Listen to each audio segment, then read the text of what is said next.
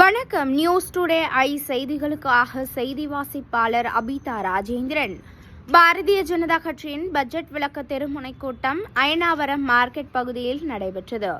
மத்திய சென்னை மேற்கு மாவட்டம் வெள்ளிவாக்கம் தெற்கு மண்டலம் சார்பாக நடத்தும் பட்ஜெட் விளக்க தெருமுனை கூட்டத்திற்கு தலைமை ஏற்று நடத்தும் மாவட்ட துணைத் தலைவர் ரங்கநாதன், இணை கூட்டத்திற்கு சிறப்பு அழைப்பாளர் பாரதிய ஜனதா கட்சி மாநில துணைத் தலைவர் ராசி ஆர் பால் கனகராஜ் மற்றும் மத்திய சென்னை மேற்கு மாவட்ட தலைவர் திருமதி லதா சண்முக சுந்தரம், வில்லிவாக்கத்தின் சட்டமன்ற அமைப்பாளர் ஆதித்யா, இணை அமைப்பாளர் ரங்கநாதன், சட்டமன்ற பொறுப்பாளர் மற்றும் மாநில செயற்குழு உறுப்பினர் தனசேகர் நன்றியுரை, மண்டலம் தலைவர் முனீஸ்வரன் இக்கூட்டம் தேசிய ஜனநாயகம் கூட்டணி கட்சியோடு சேர்ந்து நடத்தும் கூட்டம் நடைபெற்றது.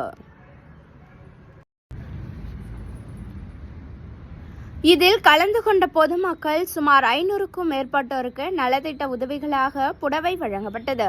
மாவட்ட பொதுச் செயலாளர் திரு ராகேஷ் மற்றும் மாவட்ட செயலாளர் மற்றும் மண்டல பிரபாரி திருமதி நந்தினி கார்த்தி, மகளிரணி மாவட்ட தலைவர் திருமதி முத்துலட்சுமி சுமன் மற்றும் தாமரை சொந்தங்கள் பங்கேற்று கூட்டத்தினை சிறப்பித்தனர்.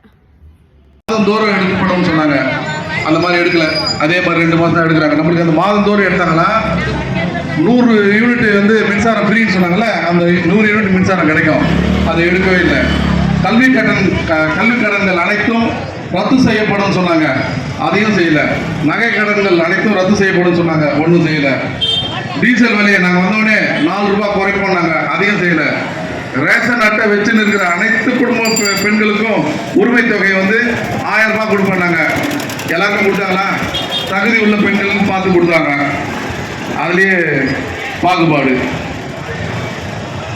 பால் விலை வந்து லிட்டருக்கு 3 ரூபாய் இருக்காங்க. அவங்க வந்து மார்த்தட்டி சொல்லுவாங்க, நாங்கள் எம்ஜிஆர் ஆட்சியை தருவோம், ஜெயலலிதா ஆட்சியை தருவோம். நாங்கள் சொல்லுவோம், நாங்கள் வந்துட்டு வாஜ்பாய் ஆட்சியை தருவோம், அடுத்து இங்கே வந்து தமிழ்நாட்டில் மோடி ஆட்சியை எடுத்துட்டு வருவோன்னு. ஆனால் ஸ்டாலினோ இல்லை அவங்க உதயநிதியோ அடுத்து வர அவங்க ஜெனரேஷன் யாராக இருந்தாலும் கருணாநிதி ஆட்சியை தருவேன்னு ஒரு தடவையாக சொல்லி கேள்விப்பட்டிருக்கீங்களா? யாராவது ஒரு தடவை அவங்க கட்சிக்காரங்களே கூட கருணாநிதி ஆட்சி இத்தனை வருஷமா 5 தடவை முதலமைச்சராக இருந்திருக்காரு. ஒரு தடவையாவது எந்த மேடையிலையாவது கருணாநிதி ஆட்சி வரும் கேட்கிறப்போ எவ்வளவு ஒரு மோசமான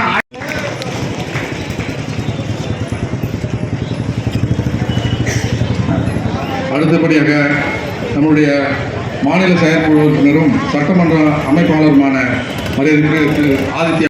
சகஜமாயிடுச்சு. மக்களின் மறதி தான் இது போன்ற ஆட்சியாளர்களுக்கு மிகப்பெரிய வரம். ஒரு சின்ன கால்குலேஷன், 5000 ரூபாய் இன்னைக்கு வந்து வங்கி கணக்குகளில் போடப்பட்டிருக்கு. நாளைக்கு ஓட்டு சமயத்தில் அது வேற தனியாக கவனிப்பாங்க. என்ன கொட்டி கிடக்கு ஊர் அடிச்சு உடையில போட்ட பணத்தில் உங்களை கவனிக்க வருவாங்க. நான் ஒரு சின்ன கணக்கு மட்டும் போடுவேன். 5000 ரூபாய் இன்னைக்கு ஒரு மகளிர் கொடுத்துருக்காங்க, நாளைக்கு ஒரு ஓட்டுக்கு கூட கொடுப்பான். ஏன்னா இன்றைய எனக்கு தெரிஞ்சு பல இடங்கள்ல சமீபமாக நான் அண்ணா நகர்ல இதை நேரடியா பார்த்தேன். ஒரு குறிப்பிட்ட பகுதியில வீட்டுக்கு வாஷிங் மிஷின் கொடுத்தாரு திமுகவுடைய ஒரு பிரமுகர். அப்ப எந்த அளவுக்கு அவங்க தயாராயிருக்காங்கன்னு பார்த்துக்கோங்க. சின்ன கணக்கு, 5000 ரூபாய் இன்றைக்கு மகளிருக்கு கொடுக்கப்பட்டிருக்கு. இந்த 5000 ரூபாயை நீங்க 365ஆல வகுத்தீங்கன்னா 365 என்ன, ஒரு வருஷத்துக்கு ஒரு நாளைக்கு 13 ரூபாய் 70 காசு வருங்க. எவ்வளோ? வெறும் 13 ரூபாய் 70 காசு. 5000 ரூபாய் நீங்க வாங்குறது ஒரு நாள் கணக்கில் 13 ரூபாய் 70 காசு கொடுத்துட்டு உங்களுக்கு பெருசா ஏதோ செஞ்சிட்டோம் அப்படிங்கிற ஒரு பிம்பத்தை உருவாக்கி உங்கள் ஓட்டை அறுவடை செய்யும். ஏமாற்றி படைக்கிறது.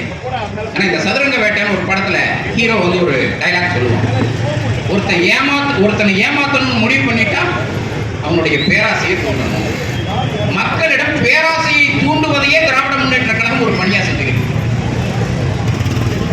இதுவரை இருந்த தமிழக முதல்வர்களையே ஒரு கேடுகட்ட தரங்கட்ட முதல்வர் இன்றைய முதல்வர் மு க ஸ்டாலின். இவரை போன்ற ஒரு தத்தி இதுவரை இந்த தமிழ்நாட்டை ஆளவே இல்லை. சுயமா பேச தெரியாது, சுயமா சிந்திக்க தெரியாது.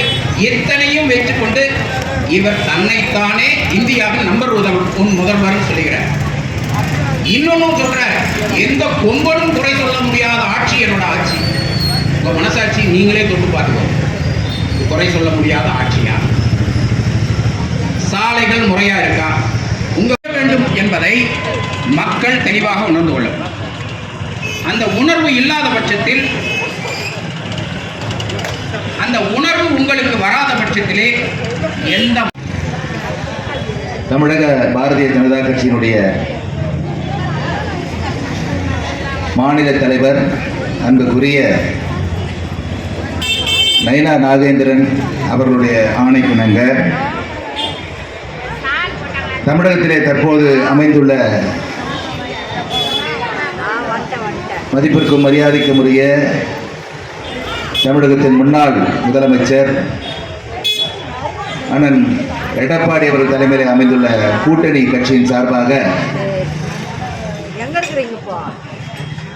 இங்கு நடந்து கொண்டிருக்கின்ற திருமணை கூட்டத்திற்கு தலைமை பொறுப்பேற்றிருக்கின்ற இந்த மாவட்டத்தினுடைய மாவட்ட துணைத் தலைவர் அன்புக்குரிய சகோதரர் வழக்கறிஞர் ரங்கநாதன் அவர்களே,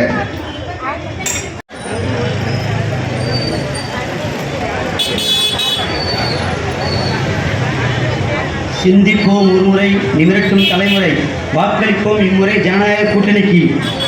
நாடக மாடல் ஆட்சி நடையை கட்டட்டும், தமிழக மாடல் ஆட்சி தேசிய ஜனநாயக கூட்டணி தமிழகத்தில் மலரட்டும்.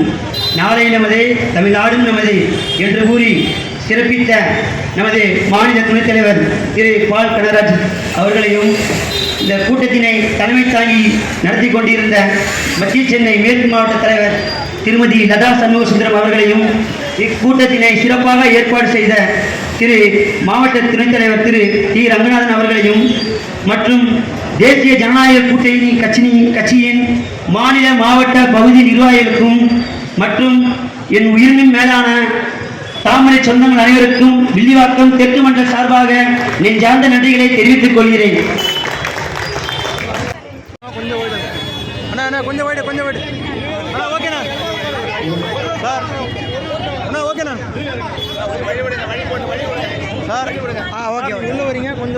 டோக்கன் பெற்றுக்கொண்ட அனைவருக்கும் சேலை உண்டு.